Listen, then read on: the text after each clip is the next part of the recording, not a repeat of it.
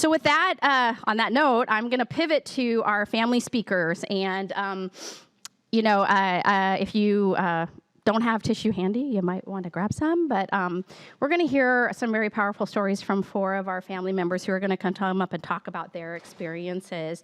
So our first speaker is Trisha Proferick. She's our LGS expert, and she's going to talk about her journey with LGS and her son.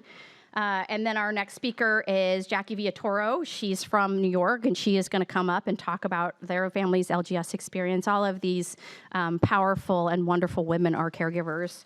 And then we're going to hear from Andy Cooper. She's our LGS expert from Oklahoma, who's going to talk about their experiences. And then finally, we'll hear from Crystal Ferguson from North Carolina. And this session is really meant to, you'll hear about seizures, but it's really meant to focus on non-seizure outcomes, or the LGS-associated non-seizure endpoints. So you'll be hearing about behavior, you'll be hearing about communication. And so with that, I'd like to bring up, they're going to come up one at a time, and we'll start with you, Trisha.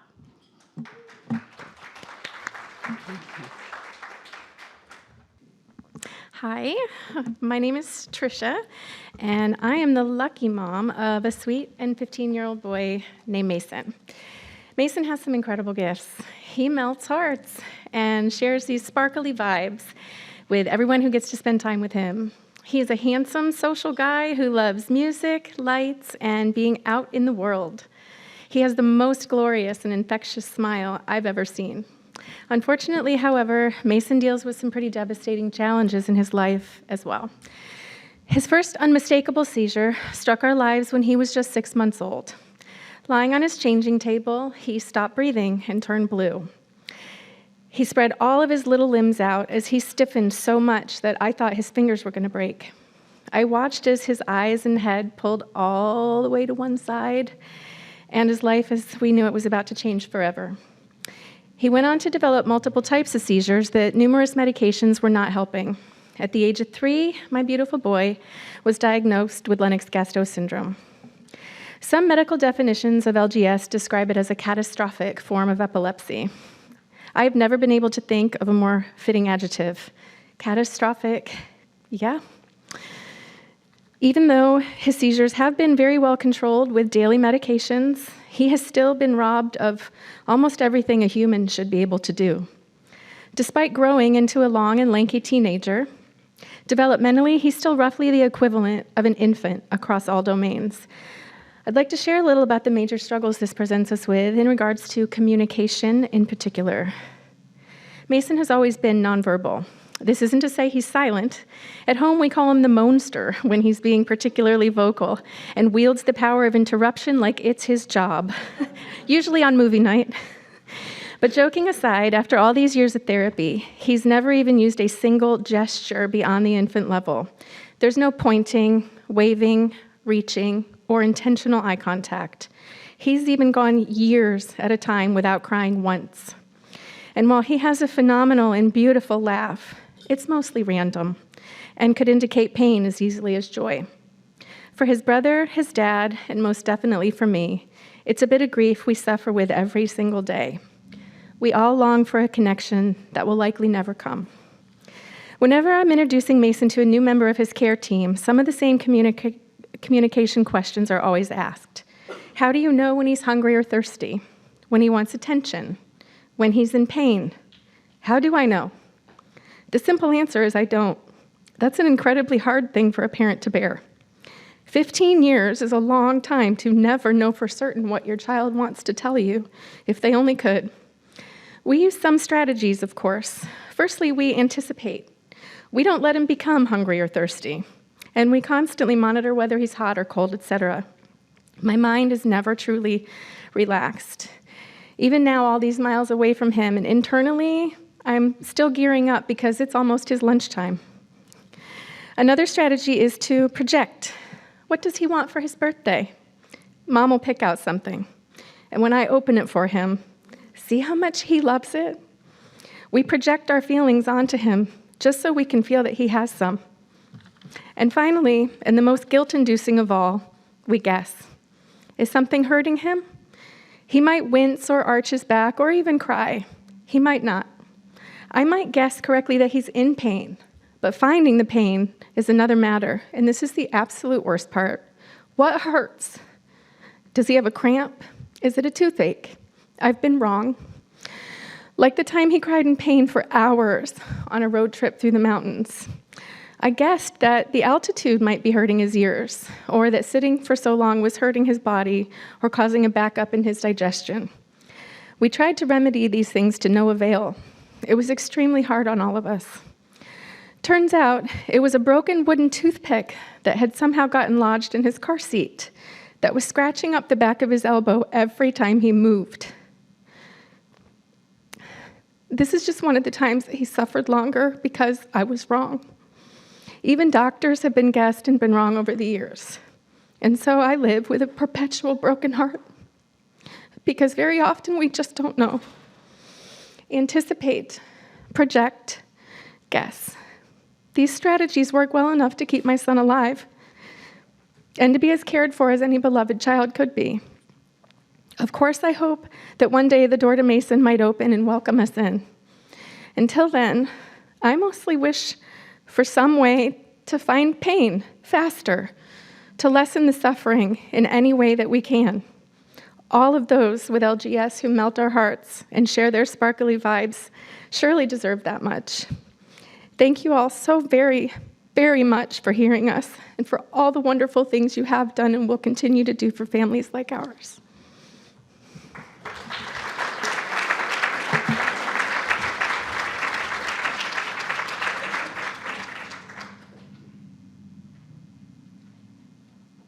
Good afternoon, everybody.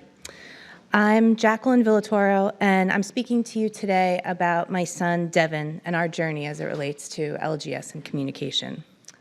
Just a little bit about me.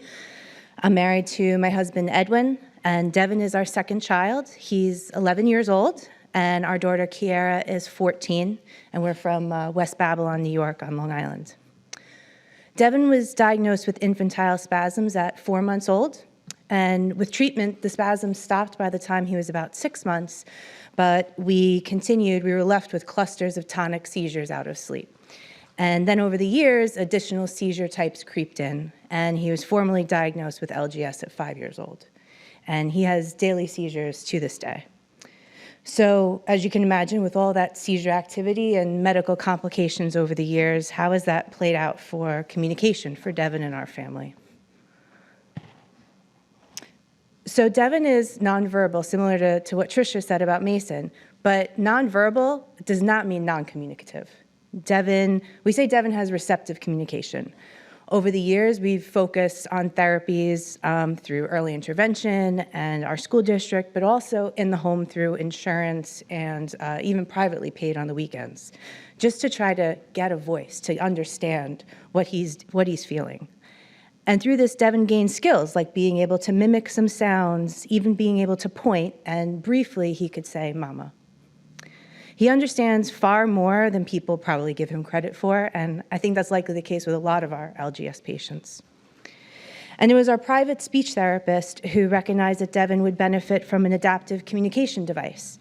The first technology we used was something called Touch Chat, and we received it when Devin was 5 years old. It was absolutely useful in the classroom and during therapy sessions, and it gave Devin a voice. But as Devin's seizures changed, he lost the skill to point, and he was unable to access the device. But our in-home therapist noticed that he would look at the picture. So they thought he would be a good candidate for an eye gaze device. So in 2019, our in-home speech therapist partnered with Toby on our behalf to get us involved in a trial and see if Devin would be able to interact and benefit from an eye gaze device. And the trial involved him, looking at a series of various screens to see if he could identify things like animals, activate music, etc. And the trial was incredibly successful, and we started the process of getting it through insurance. We got it approved pretty painlessly. And it was purchased along with a tabletop stand and a rolling mount that could be wheeled next to his Riften. And it goes back and forth to school, and it has given him a voice. But there's still challenges with any adaptive communication device. Someone needs to make sure it's charged. mount it, turn it on. They have to calibrate for his eyes. We have difficulty using it outside because of the sun glare, can't recognize his eyes. And Devin is mobile. He walks with assistance, so we can't exactly carry this around with us. So it doesn't easily facilitate daily communication or conversations. So today when we talk about LGS and communication, what's my call to action for you all in the room today? For us over the years, communication hasn't been measured adequately. And what do I mean by that? During our physician visits, we're asked, if he's pointing, is he making any sounds? What gestures or body language does he do? Does he wave? Does he high five? But what about when we say, and it's a tick the box. And what about when we say that he's not doing something that he used to be doing?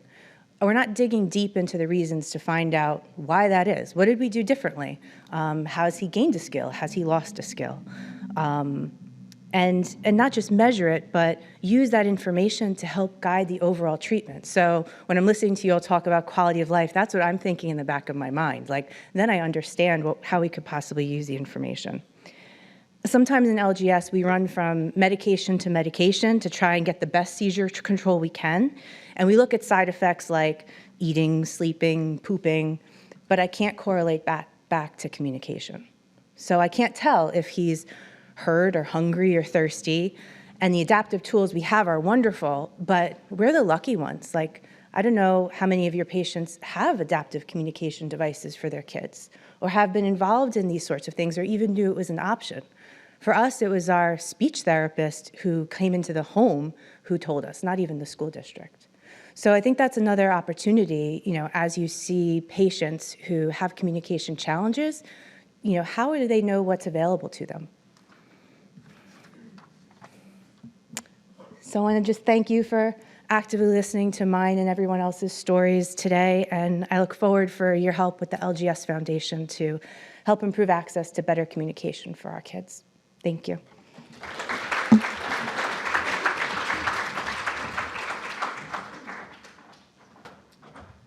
All righty. Hello, I am Crystal Ferguson, and I work as a special education administrator at a K-8 school, and I'm also married to this amazing man, dad over there, and I have 3 sons, Jordan, who is our LGS warrior. He's very resilient and loving. Also, Michael, his middle brother, who looks out for both his big and smaller brother, and then my baby boy, Isaiah, who is compassionate and just started kindergarten. When I was asked to share, I thought my life is pretty normal, so I entitled this When Chaos Becomes Normal.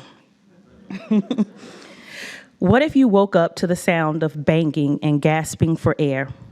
What if you were told to only bring your child to the hospital if he wasn't breathing or his heart rate dropped because there was nothing else that they could do about the seizures? What if one missed medication dose meant a week of relentless seizures? What if you had hope for 3 months, then realized it was the honeymoon period again?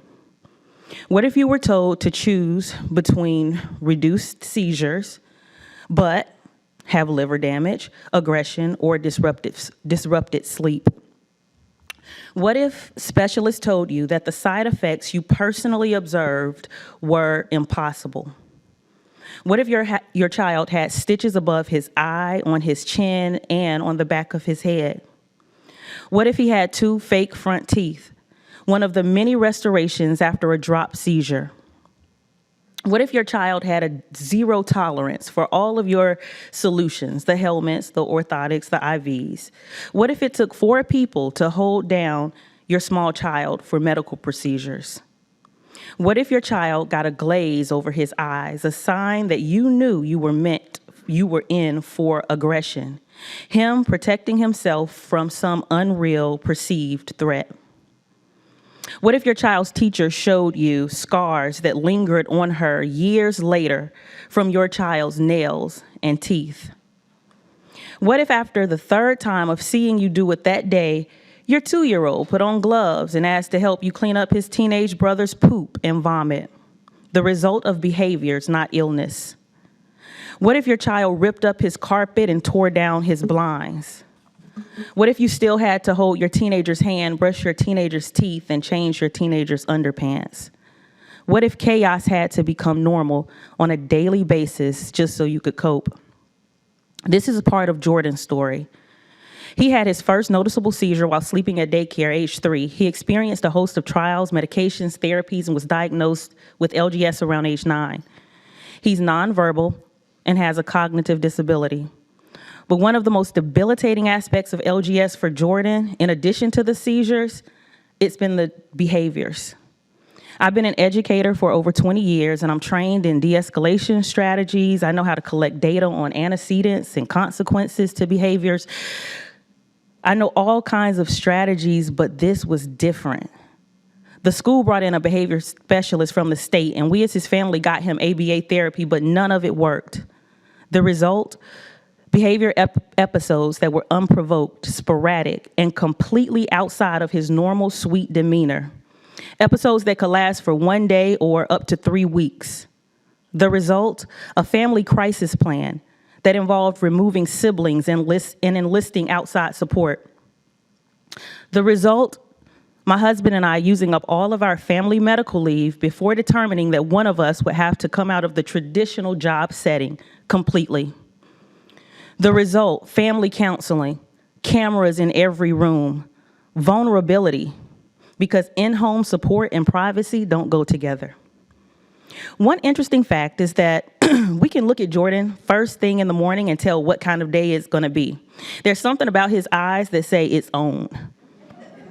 His teachers even adopted this practice. If Jordan was in his behavioral episode mode, they would run a completely different play. A play that included safety restraints and protective barricades that prevented him from hurting others. Medications were prescribed, therapies were provided, but none of it could prevent what appeared to be some type of psychotic break. What is even more bizarre is that once these behavioral episodes were over, it was like nothing happened. He didn't remember it. He was back to his normal, peaceful demeanor.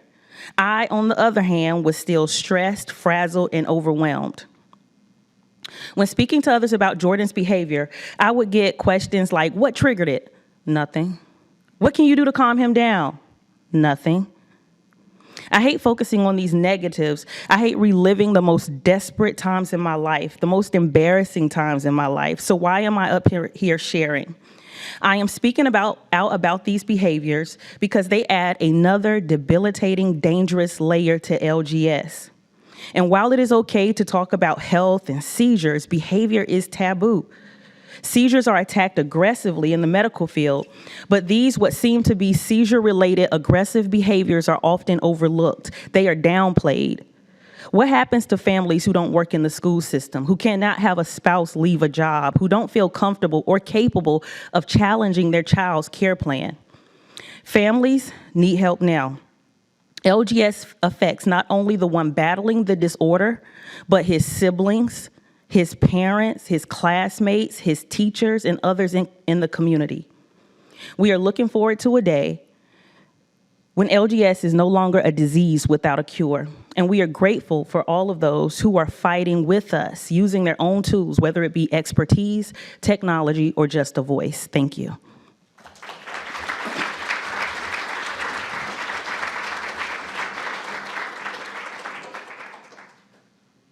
I want everybody to go ahead and start by closing your eyes. I want you to take a few deep breaths, and I have a question for you. Have you ever been impacted by domestic violence? Now, if you haven't, you're lucky. And if you have or have not, I want you to think about your wife, your daughter, your sister, maybe a grandparent or an aunt, as we continue through this conversation and I share my story about my son. Go ahead and open your eyes. The LGS Foundation has created this really safe, special platform for us to share our stories with you today. And we want you to know our children and to be inspired by them. And we want you to promote change and to honor those that we've lost. I'm Andy Cooper. I'm mom of Cannon, and we live together in Jinx, Oklahoma. Cannon is a beautiful biracial young man, and he's admirably living with LGS.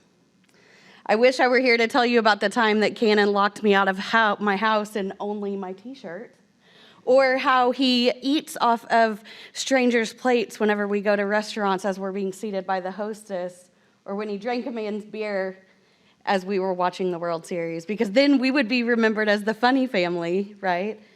But we're here to talk about something much more catastrophic. And it's really like this. It's Canaan's world, like all of these other parents, and we're living in it and just trying to survive.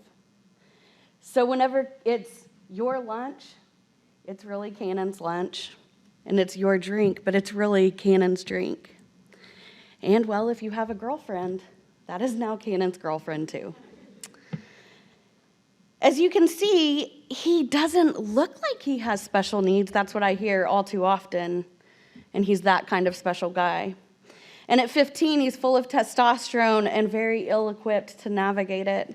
And unlike many in the community, Canon has no physical deficits. He is 6'3". He runs like Usain Bolt, shoots like LeBron, and sadly, he packs a punch like Mike. And like Mike Tyson says, everyone has a plan until they get punched in the face, right? And if LGS has taught me anything, it is how to be quick on my feet and pivot when we don't know what to do. And I want to preface what I'm about to say with, I want to protect Canon's dignity, so we're not sharing the catastrophic things he's done to me. But his behavior has been so substantial this past summer that I have had to quit my career of 17 years. He's in a safety seizure harness, but not just now for seizure control. It is also now for redirection and impulsivity. Even with an incredible support system and a great plan of care, most days I want to quit and give up. Many moms tell me if we can survive puberty, we can survive just about anything. But it's sad when the experts alongside us in LGS are even saying, what's the next treatment plan? What's the next option? And what about the next seizure drug? But we all too often are forgetting the behavioral side effects of those drugs. All too often I hear about aplastic anemia, and I hear about liver failure and potential blindness. But I don't hear about how he could get me with a right hook that could take me to the floor. At this stage in the game, because he is 6'3", I'm more fearful of Canon than I am of him being hurt by a seizure. And that's really saying something because of the seizures he's still having. One morning last summer, we're all human and we forget things, and I forgot, I was working late and I closed my computer and I forgot the deadbolt on my front door. And while I showered the next morning, Canon eloped. The door was open and I could not find him anywhere. I got in my car and I drove down the street, and he was naked, carrying a basketball, and happy as a clam, with 8 police officers surrounding him. And he looks like this, and all of a sudden I'm devastated that I am not raising a child with Down syndrome, right? The police officers were yelling, "Do you need mental health help? And what is your name?" And he can't tell them. He is now a teenager whose size and race impact him in every situation. And in domestic violence situations, we rally around people and we urge them to find safe housing, but I'm not going anywhere. I can't leave. I have to take a wider stance, take one blow, and then another. I don't know if he's coming in for an assault or affection. But like victims, I'm going to protect him. And so I say, "Officer, it was an accident. I fell down the steps," as I have a black eye, or he splits my cheek. Because these are our forever children, and if we don't protect them, who will? Everyone in the LGS world, the caregivers, tell us, "I don't know how you do it, and you are so strong." We didn't get a choice in this life. And in our world, if it can go wrong, it probably will, especially in public. But we are forced and conditioned to normalize this. And we take each next catastrophic event and we're told, fight the next fight, advocate in the next meeting. You're going to do a great job. Don't forget to learn what he teaches you. He's so strong. She's laughing because it's true, right? Keep strong. Get some sleep. Do you want to come to the gym with us?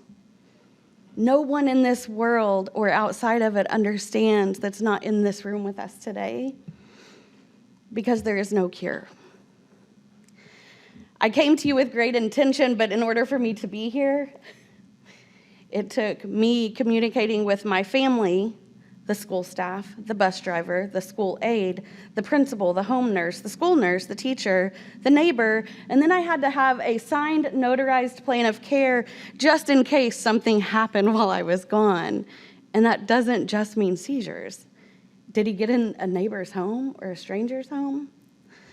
This is the pressure that we live under as LGS parents, but especially as a single parent. And my hope to you today is to seek a better understanding from parent perspective, and that it drives you to do compelling research. Come to the table with us, not for us, and have humility and intent. This is a national platform of what could change many, many lives that end too early in LGS. And we hope that you recognize that this very medically complex population really needs your support.